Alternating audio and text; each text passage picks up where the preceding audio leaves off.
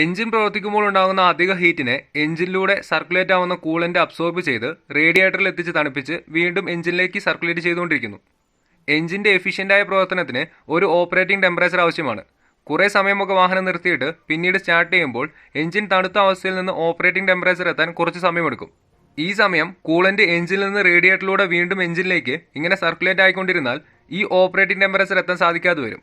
കാരണം എഞ്ചിനിലെ ടെമ്പറേച്ചർ ഉണ്ടാക്കുന്നതിനനുസരിച്ച് ഈ കൂളന്റ് റേഡിയേറ്ററിലൂടെ പോയി തണുത്ത് വീണ്ടും എഞ്ചിനിലേക്ക് എത്തും. അങ്ങനെ എഞ്ചിൻ ഓപ്പറേറ്റിംഗ് ടെമ്പറേച്ചർ എത്താൻ സാധിക്കാതെ വരും. ഇങ്ങനെ എഞ്ചിൻ ഓപ്പറേറ്റിംഗ് ടെമ്പറേച്ചർ എത്താതിരിക്കുന്നത് എഞ്ചിന്റെ എഫിഷ്യൻസി കുറയുന്നതിന് കാരണമാകും. ഇങ്ങനെ സംഭവിക്കാതിരിക്കാനാണ് കൂളിംഗ് സിസ്റ്റത്തിൽ തെർമോസ്റ്റാറ്റ് വാൾവ് ഉപയോഗിക്കുന്നത്.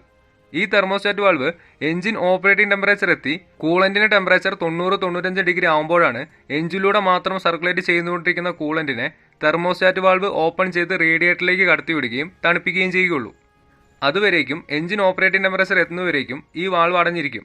ഈ കൂളന്റിനെ റേഡിയേറ്ററിലേക്ക് പോകാൻ അനുവദിക്കാതെ എഞ്ചിനിലൂടെ മാത്രം സർക്കുലേറ്റ് ചെയ്തുകൊണ്ടിരിക്കും. അങ്ങനെ കൂളന്റിന്റെ ടെമ്പറേച്ചർ 90 ഡിഗ്രിക്ക് മുകളിലേക്ക് വരുമ്പോൾ ഈ തെർമോസ്റ്റാറ്റ് വാൾവ് ഓപ്പൺ ആവുകയും ആ കൂളന്റിനെ റേഡിയേറ്ററിലേക്ക് കടത്തിവിട്ട് തണുപ്പിച്ച് വീണ്ടും എഞ്ചിനിലേക്ക് എത്തിക്കുകയും ചെയ്യും. പിന്നീട് ടെമ്പറേച്ചർ കുറയുന്നതിനനുസരിച്ച് ഈ തെർമോസ്റ്റാറ്റ് വാൾവ് അടയുകയും പിന്നീട് റേഡിയേറ്ററിലേക്ക് പോകാൻ അനുവദിക്കാതെ എഞ്ചിനിലൂടെ സർക്കുലേറ്റ് ചെയ്തുകൊണ്ടിരിക്കുകയും ചെയ്യും.